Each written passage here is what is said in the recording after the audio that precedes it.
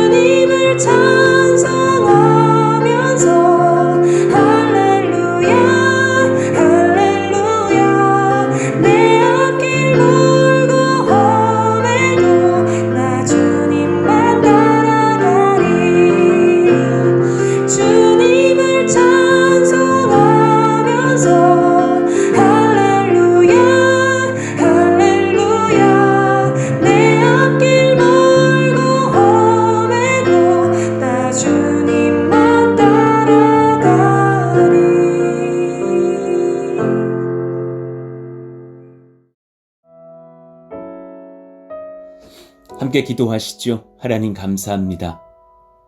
좋은 한날을 허락하시니 감사하고 우리를 깨우시며 또 하나님의 은혜의 처소, 임재의 처소로 불러주시니 감사합니다. 하나님 한가로운 때보다 오히려 하나님 앞에 근신하여 기도하는 때가 더 나에게 삶의 은혜와 복을 얻는 통로가 된다는 것을 믿습니다. 하나님 우리 가운데에 기도가 식지 않는 복 주시기를 원합니다.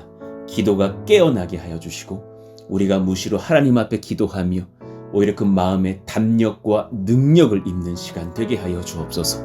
하나님 교회의 건축의 여정들 우리가 의지할 분이 하나님이신 것을 믿습니다. 우리가 염려하지는 않고 오히려 담대하며 평안하나 그러나 우리의 기도는 식지 않기를 원하며 우리의 주님을 향한 그런 간구와 주를 의지하는 믿음은 더 타오르기를 간절히 원합니다. 우리에게 그 자발적인 순종의 마음을 허락하여 주셔서 하나님 자녀들도 청년들도 우리 사랑하시는 장년들도 함께 하나님 앞에 기도하면서 각 가정에서 예배를 지속하는 은혜를 허락하여 주시옵소서. 하나님 오늘도 우리가 말씀을 받을 때에 놀라운 하나님의 은혜의 말씀들로 하나님께서 꼴을 먹이시며 세우시며 우리에게 분별의 이 영을 허락하여 주시옵소서. 모든 것 주님 앞에 의탁하오며 예수님 이름으로 기도하옵나이다. 아멘. 오늘까지 암송하실 말씀 요한계시록 3장 20절 말씀입니다. 우리 같이 읽고 또 암송합니다. 볼지어다 내가 문 밖에 서서 두드리노니 누구든지 내 음성을 듣고 문을 열면 내가 그에게로 들어와 그와 더불어 먹고 그는 나와 더불어 먹으리라. 요한계시록 3장 20절 말씀. 아멘입니다. 이 암송의 말씀도 사실 우리가 전도할 때 참 많이 쓰는 말씀이죠. 그러나 사실 이 본문을 보면 믿는 성도들에게 하신 말씀인 것을 깨달아요. 오늘 한 날도 주님께서 우리의 마음 문 두드리신다는 것을 알고 그 문을 열고 하나님과 교제하는 때를 놓치지 않는 저와 여러분 되기를 원합니다. 오늘 우리에게 같이 주신 하나님 말씀은 민수기 10장 1절부터 36절까지예요. 그런데 절이 짧지 않은 거로 읽을 때에는 10절까지만 읽고 제가 이후에 말씀을 또 화면에 보여드리면서 그렇게 설교를 전하겠습니다. 자, 우리 1절부터 10절까지 한 절씩 교독합니다. 여호와께서 모세에게 말씀하여 이르시되 은나팔 둘을 만들되 두들겨 만들어서 그것으로 회중을 소집하며 진영을 출발하게 할 것이라. 나팔 2개를 불 때에는 온 회중이 회막 문 앞에 모여서 내게로 나아올 것이요 하나만 불 때에는 이스라엘의 천부장 된 지휘관들이 모여서 내게로 나아올 것이며 너희가 그것을 크게 불 때에는 동쪽 진영들이 행진할 것이며 2번째로 크게 불 때에는 남쪽 진영들이 행진할 것이라. 떠나려 할 때에는 나팔 소리를 크게 불 것이며 또 회중을 모을 때에도 나팔을 불 것이나 소리를 크게 내지 말며 그 나팔은 아론의 자손인 제사장들이 불지니 이는 너희 대대의 영원한 율례니라. 또 너희 땅에서 너희가 자기를 압박하는 대적을 치러 나갈 때에는 나팔을 크게 불지니 그리하면 너희 하나님 여호와가 너희를 기억하고 너희를 너희의 대적에게서 구원하시리라. 또 너희의 희락의 날과 너희가 정한 절기와 초하루에는 번제물을 드리고 화목제물을 드리며 나팔을 불라. 그로 말미암아 너희의 하나님이 너희를 기억하시리라. 나는 너희의 하나님 여호와니라. 아멘. 광야의 길은 곧 은혜입니다. 광야의 길은 곧 은혜입니다. 라는 제목으로 하나님 말씀을 전하겠습니다. 주님께서 우리를 광야로 초대하신다는 것을 때로는 경험하죠. 어쩌면 지금 우리 모두가 그런 광야로 인도를 받았는지 모릅니다. 광야의 길은 곧 은혜입니다. 사실 광야의 길은 하나님 앞에서 순종만 있다면 놀라운 은혜입니다. 오늘 이 말씀들을 통하여서 그 광야에서의 삶이 어떻게 은혜가 될 수 있는지를 나눠보려고 합니다. 주님은 우리를 광야로 초대하십니다. 오늘 우리는 10절까지 읽었지만 11절부터를 제가 먼저 좀 살피면서 읽어볼게요. 둘째 해, 둘째 달 스무날에 구름이 증거의 성막에서 떠오르매. 구름이 어제 우리가 말씀 받은 것처럼 떠올랐다라는 사실은 이제 출발할 준비를 한다라는 것이죠. 이스라엘 백성들이 애굽을 떠난 때로부터 만 1년 1개월 5일이 지난 때였고 시내산에 도착한 때로부터는 만 11개월 5일이 지난 때였습니다. 그런데 바로 이때를 시내산의 출발점으로 삼은 것은 아마도 우리가 배웠던 그 제2유월절의 준수의 승인 사건이 있었기 때문에 부정하다 여겨진 그런 사고자들을 위한 유월절 준수의 사건들이 주어졌기 때문에 그런 은혜의 여정들을 다 치른 뒤에 그리고 출발했던 때로 여겨집니다.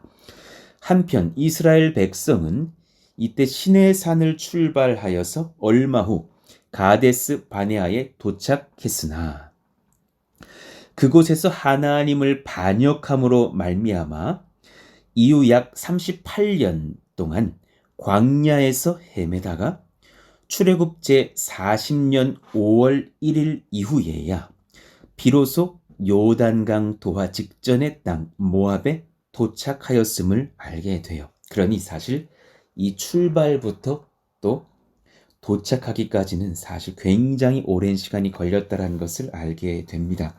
민수기 33장 38절이요. 이스라엘 자손이 애굽 땅에서 나온 지 40년째 5월 초하루에 제사장 아론이 여호와의 명령으로 호르산에 올라가 거기서 죽었으니. 신명기 2장 14절.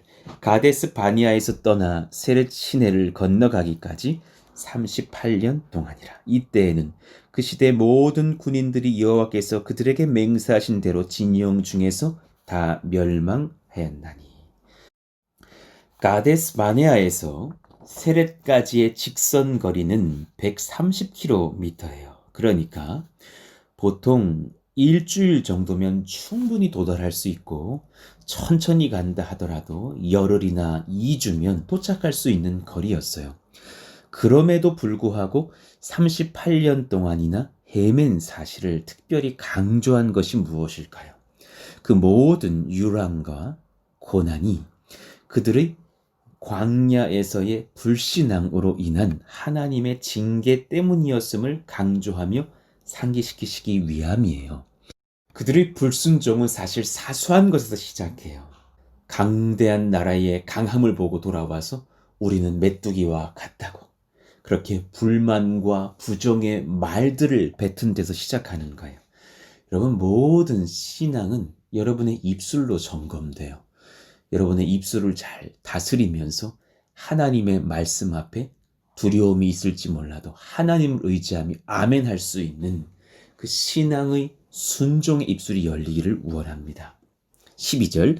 이스라엘 자손이 시내 광야에서 출발하여 자기 길을 가더니 바란 광야에 구름이 머무니라. 이스라엘은 시내 광야를 출발하여서 3일 길을 행하였어요. 그래서 33절에 그것이 증거됐죠. 그리고 다시 하세롯을 거쳐간 후에 민수기 11장에 등장하는데요. 그리고 가네스 바네아에 있는 바란 광야에 도착할 수 있었어요. 바란 광야. 자, 지도를 한번 보셔요. 그러면 고센 땅에서 출발하였던 이스라엘 백성들이 그렇게 시내산에 도착하였다가 또 이제 하나님의 인도를 따라 바란 광야로 초대받고 있는 거예요. 시내 반도에 위치한 큰 사막이에요. 이곳은 피신하기에 적당한 몇몇 산과 우기에 형성되는 많은 시내가 있다고 합니다. 그러니까는 사무엘상 25장에도 등장하는 그 와디가 있는 지역이기도 한 거예요. 이스라엘 사람들은 애굽 지역에서 가나안으로 이르는 지름길로 이곳을 자주 이용하였어요.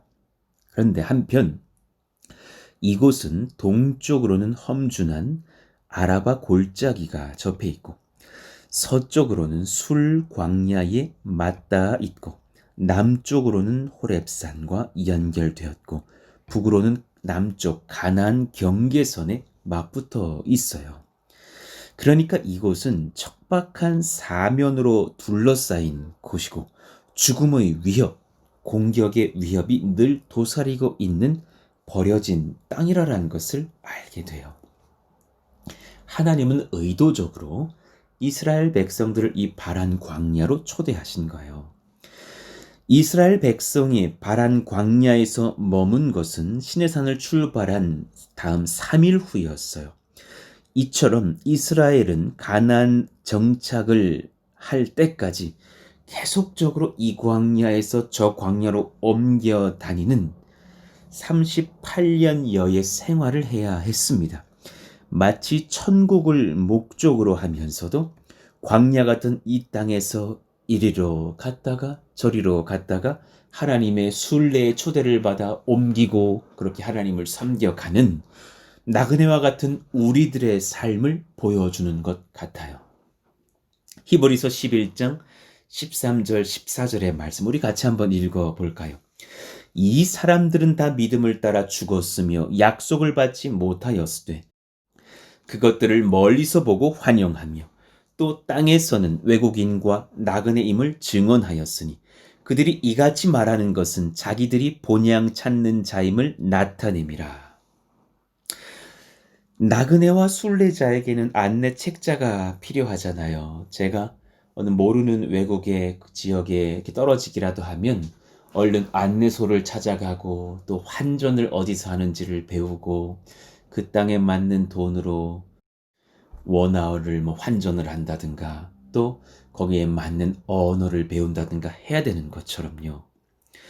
여러분, 우리는 이 땅에서 성도의 삶에서 가장 요구되는 바를 듣고 배워 그렇게 행해야 되는 순례자의 삶을 살고 있는데 그 유일한 안내자는 하나님이심을 믿고 고백하는 순례자들인 거예요. 하나님의 인도를 날마다 받으며 그 말씀대로 순종하며 따른다면 우리는 이 나그네의 여정이 정말 유익한 이 땅의 주인된 자들보다도 더 건실한 삶들을 살며 하나님의 나라를 건설하게 될 것입니다. 순례자인 우리에게 허락하신 나의 현재 이 광야에서의 삶이 무엇인지를 한번 묵상해 보셨으면 좋겠어요. 오늘 나에게 무엇을 원하시는가? 몇 가지를 점검해 보셔요. 나의 목적지가 현재 이곳이 아니면 이 땅은 광야가 맞습니다. 여러분, 지금 이 땅에서의 삶에 여러분 인생의 목적이 있다면 여기는 종착점이 되겠죠. 그러나 이 땅은 거쳐가는 땅이라면 잊지 마셔야 돼. 이 땅은 잠시 지나가는 광야밖에 되지 않아요.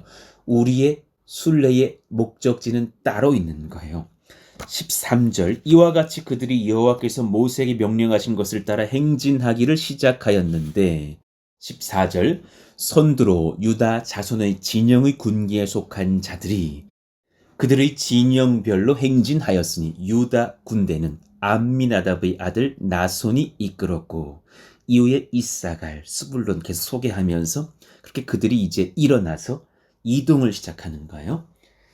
17절, 이에 성막을 거듭해 게르손 자손과 무라리 자손이 성막을 메고 출발하였으며 하나님의 임재를 상징하는 성소와 그 성막도 고정된 구조물이 아니라 걷고 세울 수 있는 조립식 천막으로 되어 있었어요. 그 기록은 출애굽기 25장에 있습니다. 이것이 뭘 의미해요? 이 땅이 우리의 영원한 초소가 아니라는 것을 가르치시는 거예요. 하나님께서 부르시는 영원한 땅으로 들어가는 그날까지는 걷고 세우기에 편리한 임시 초소를 마련하고 하나님 말씀을 따라 순종하면서 절제하고 하나님의 음성과 성령을 따라 구하는 순례자의 삶을 사는 성도들의 삶을 명하시는 하나님의 뜻을 보는 것이죠. 고린도후서 5장 1절과 2절이요. 만일 땅에 있는 우리의 장막집이 무너지겠죠. 하나님께서 지으신 집, 곧 손으로 지은 것이 아니요 하늘에 있는 영원한 집이 우리에게 있는 줄 아느니라. 이 땅에서 우리의 몸도 우리의 땅의 모든 것도 영원치 않을 거예요. 그러나 그때 우리는 바라봐야 돼요. 이 땅은 광야고 이 땅은 우리가 순례자로 잠시 있다 가는 곳이구나. 하늘에 있는 영원한 집이 있구나. 그곳에 우리 하늘아버지 하나님이 계시며 우리를 구원하신 구주 예수 그리스도께서 거하시는 땅이 있구나. 우리가 그곳으로 갈 것이다. 2절, 참으로 우리가 여기 있어 탄식하며 하늘로부터 오는 우리 처소로 덧립기를 간절히 사모하노라. 우리에게 이 소망이 있어야 할 것을 압니다. 성도는 비록 육체적으로는 임시적이고 불완전한 존재이죠. 그러나 하나님이 택하신 백성에게 영원한 처소가 예비되어 있다는 사실을 믿으시기 원합니다. 그렇다면 한 가지 잊지 마셔야 돼. 이 땅은 잠시 걷다 가는 광야일 뿐입니다. 이스라엘 백성들만 40년 광야를 걸은 게 아니라 우리도 지금 이 땅에서 어떤 분들은 평택에서 어떤 분들은 화성에서 어떤 분들은 서울에서 어떤 분들은 안산에서 광야로 살아가고 있는 것입니다. 영원한 처소를 주님께서 예비하셨음을 잊지 마십시오. 그곳이 우리의 목적지가 되어야 합니다.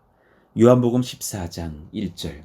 너희는 마음에 근심하지 말라. 하나님을 믿으니 또 나를 믿으라.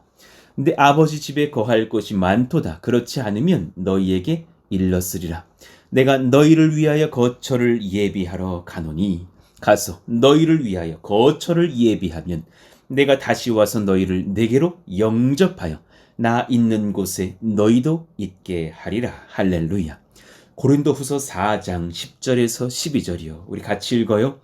우리가 항상 예수의 죽음을 몸에 짊어짐은 예수의 생명이 또한 우리 몸에 나타나게 하려 함이라. 우리 살아있는 자가 항상 예수를 위하여 죽음에 넘겨짐은 예수의 생명이 또한 우리 죽을 육체에 나타나게 하려 함이라. 그런즉 사망은 우리 안에서 역사하고 생명은 너희 안에서 역사하느니라. 우리가 잠시 광야의 생활을 하면서 몸은 점점 더 연약해질 거예요. 30세 때보다 40세 때가 좀 더 피곤하지 않으셨어요? 40세 때보다 50세 때가 되면 좀 더 어렵지 않으셨어요? 앞으로는 더 할 것이 아닙니까? 그럴지라도 우리의 육체는 어쩌면 사망의 때를 향해서 조금씩 더 달려가고 있는지 몰라도 우리 안에는 생명이 있고 그 생명이 하나님의 손에 붙잡혀 있는 영생하신 하나님의 나라로 초대받은 생명이라는 것을 잊지 않으시기를 원하며 그 생명이 이 땅에서 붙어 있는 한 이 땅에서 또한 후대들이 그 영적인 거룩한 생명 얻기를 원하여서 이 땅에서 하나님의 복음의 씨 뿌리면서 살아갈 수 있기를 예수의 이름으로 축원합니다. 그것이 정말 탁월한 하나님 앞에서 나그네의 여정을 살아가는 광야에서의 순종의 길을 걷는 우리들의 모습 아니겠습니까? 두 번째, 나의 능력만으로 나를 지킬 수가 없기에 전능하신 하나님 의지하는 땅이면 그 땅은 은혜의 광야예요. 내 능력만으로는 나를 못 지킨다라는 것을 내가 깨닫고 전능하신 하나님을 의지하는 땅이면 그곳은 은혜의 광야인 것이. 33절. 그들이 여호와의 산에서 떠나 3일 길을 갈 때 여호와의 언약궤가 그 3일 길에 앞서가며 그들의 쉴 곳을 찾았고 하나님의 언약궤가 항상 앞서가시면서 하나님의 인도를 받는 거예요. 그들이 진영을 떠날 때에 낮에는 여호와의 구름이 그 위에 덮였었더라. 궤가 떠날 때에는 모세가 말하되 모세도 간구하시는 거예요. 여호와여 일어나사 주의 대적들을 흩으시고 주를 미워하는 자가 주 앞에서 도망하게 하소서 하였고 궤가 쉴 때에는 말하여 여호와여 이스라엘 종족들에게로 돌아오소서 하였더라.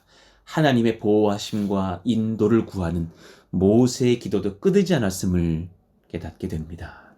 여기서 여호와여 돌아오소서라는 그런 단어는, 그 표현은 구원하소서, 회복하소서, 새롭게 하소서, 축복하시옵소서라는 의미의 단어예요. 하나님, 우리를 주님께서 복 주셔야겠습니다. 구원하셔야겠습니다. 도와주셔야겠습니다. 그 권세는 하나님께 있습니다. 라는 고백인 것이죠. 하나님을 의지하는 삶을 사십시오.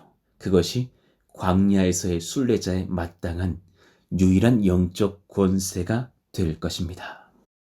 이사야 63장 11절 이후를 좀 읽어 드릴게요.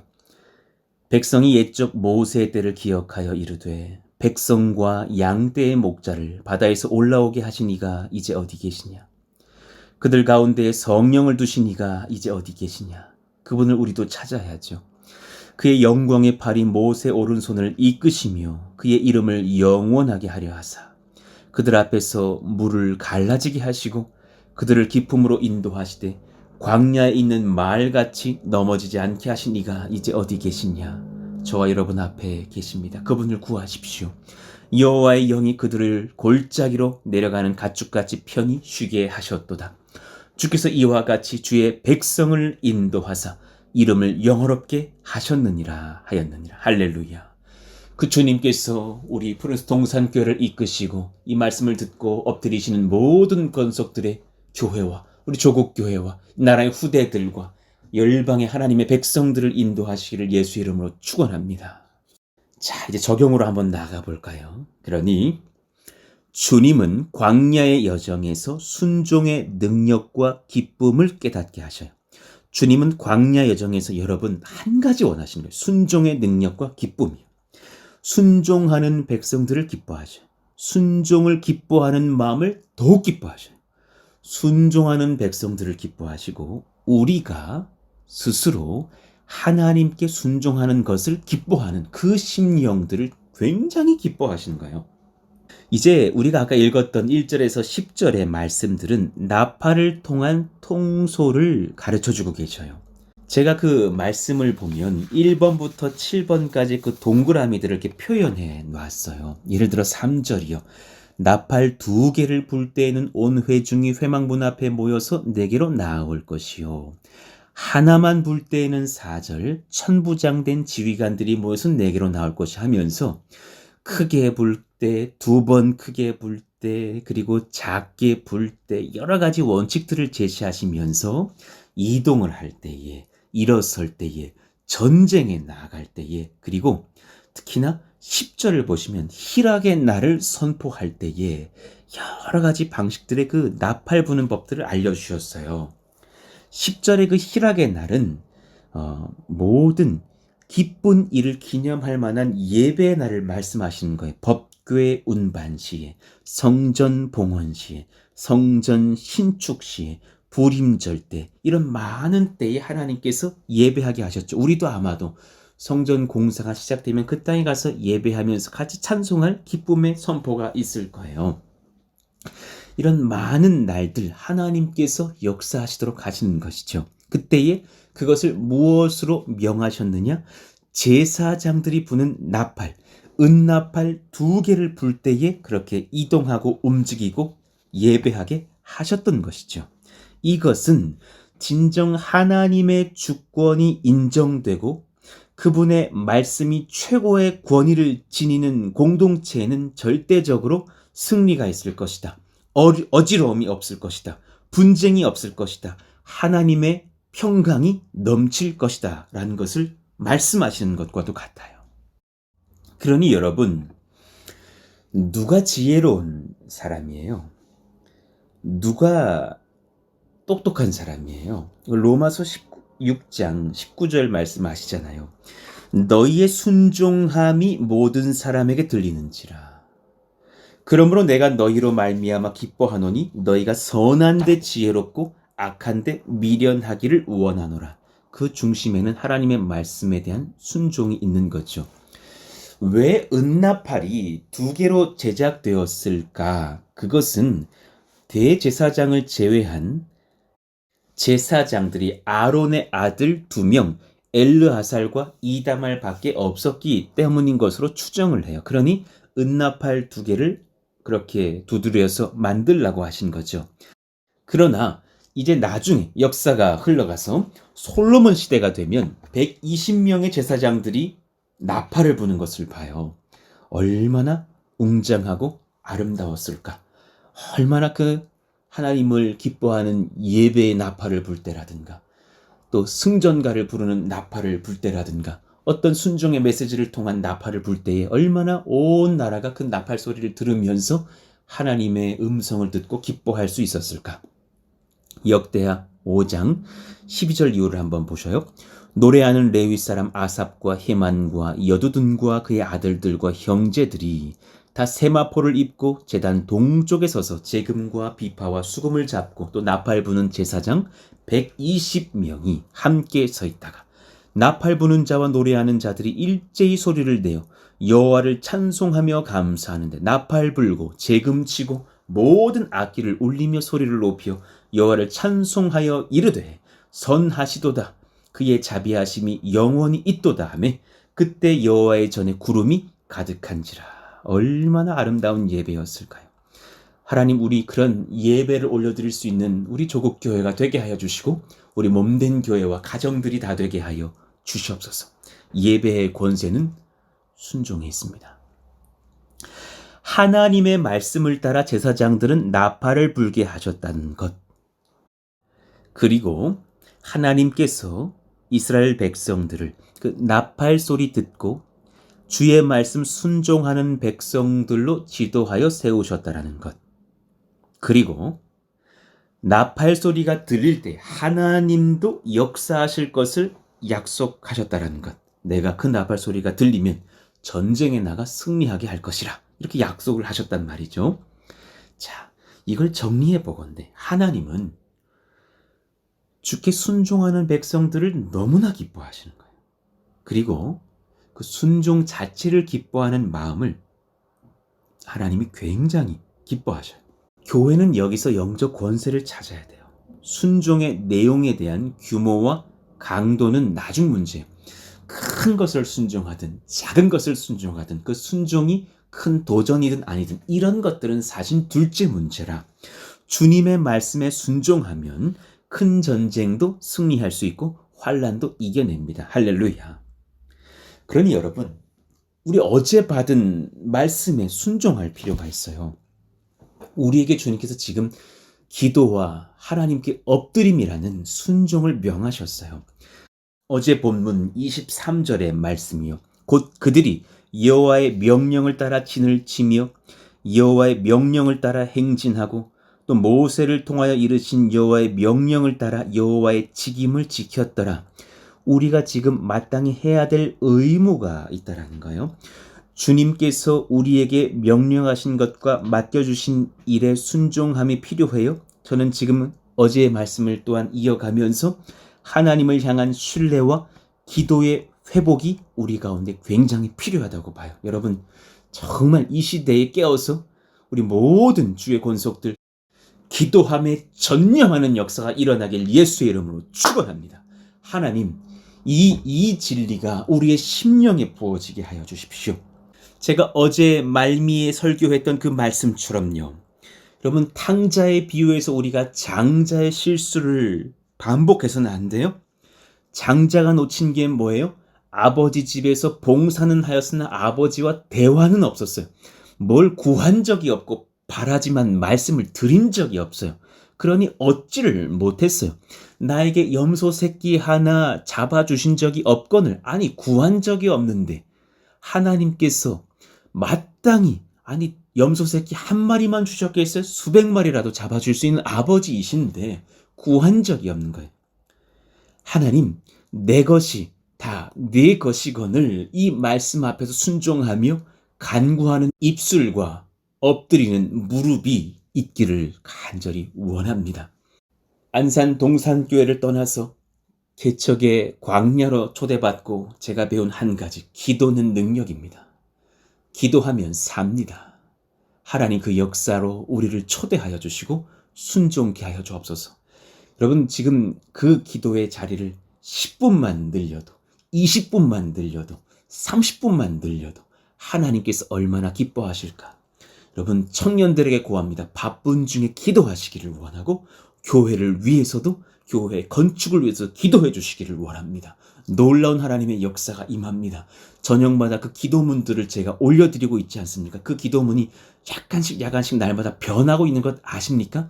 읽고 기도하는 자들은 알고 있을 것입니다. 그 기도 제목문을 통하여서 엎드리며 간구하며 하나님 앞에 매달리면 주님이 응답하신다고 약속하셨습니다.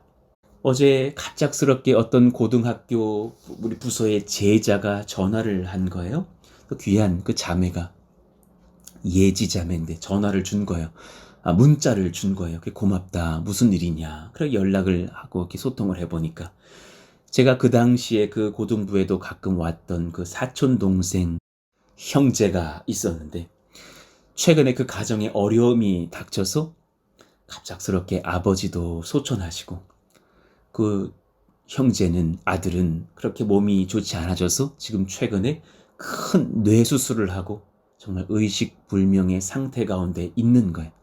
그리고 그 어머니는 그렇게 마음이 어려워서 참 마음이 실족한 그런 상태로 있는 것이죠. 그때에 이 자매가 기도가 필요하겠구나, 이 가정에게는 기도가 필요하겠구나 해서 저에게 기도 부탁을 한 거예요.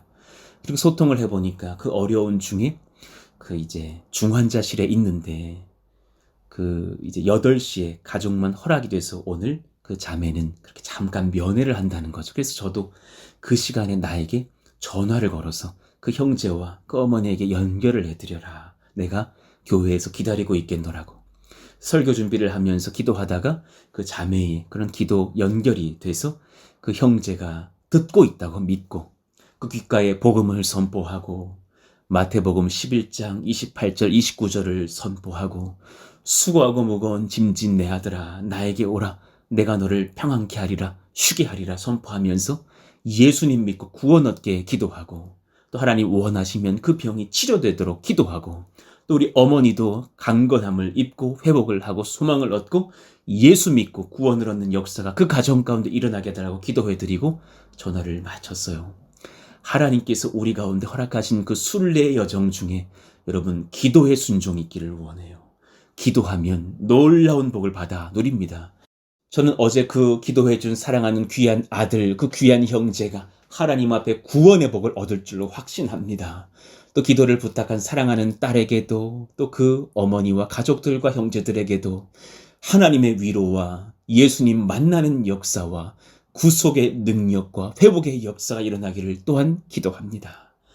여러분 우리 가운데 정말 여러 가지 순종이 있으나 기도의 순종을 놓치지 않으시기를 원합니다. 기도하는 교회는 성령의 지도를 받습니다. 능력을 얻습니다. 물질도 얻습니다. 하나님의 권세를 얻습니다. 치료의 능력을 얻습니다. 이 예배에 하나님의 임재의 복을 얻습니다. 복음 전도의 권세를 얻습니다. 하나님 무시로 기도하면서 하나님의 말씀에 순종하는 그런 장자와 차자들로 가득 찬 하나님의 나라 건설케 하여 주시옵소서. 오늘 말씀을 기억하시면서 우리 다 같이 뜨겁게 찬송하고 또 기도하기를 원합니다. 오늘 370장 주 안에 있는 나에게 1절, 2절, 4절 찬양하고 그렇게 같이 기도하겠습니다.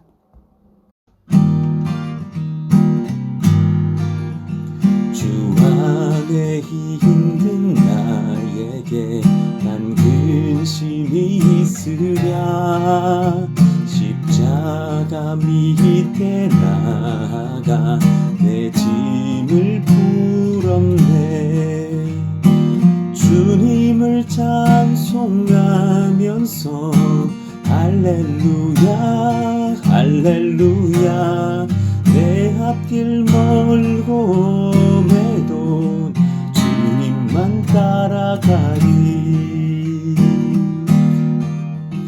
그 두려움이 변하여 내 기도 되었고 전날의 한숨 변하여 내 노래 되었네 아멘 주님을 찬송하면서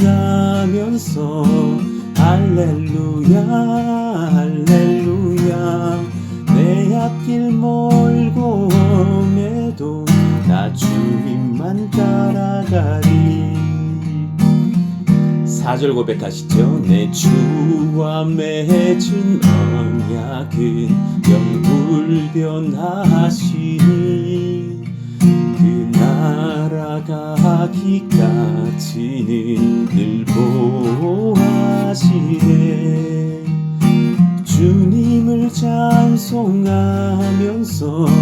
할렐루야 할렐루야 내 앞길 멀고 매도 나 주님만 따라가리 주님을 찬송하면서 할렐루야 할렐루야 내 앞길 멀고 매도 나 주님만 따라가리 나 주님만 따라가리 나 주님만 따라가리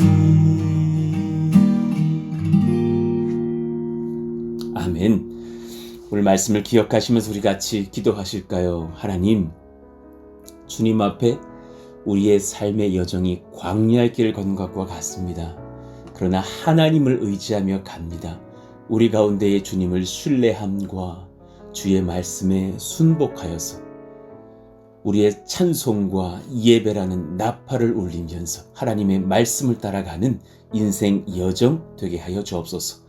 교회의 건축을 위해서 주님께 맡기며 간구합니다. 하나님 승인도 필요한 물질도 모든 권세도 하나님께 아뢰며 간구합니다. 역사하시고 인도하시며 다스려 주시옵소서. 오늘 한날의 삶도 주님께서 주장하시는 하나님의 말씀에 순종하는 순례자의 길을 걷게 하여 주시옵소서. 오늘 말씀 기억하시면서 다 함께 주여 부르짖고 기도합니다. 주여! 하나님 감사합니다. 우리의 삶과 그 여정 중에 하나님의 말씀에 순복함과 그 말씀에 힘입어서 분연히 일어나며 예배하며 기도하며 만군의 주 여호와 하나님께 간구하여 승리하는 저희들의 인생 여정들이 일어나게 하여 주시옵소서.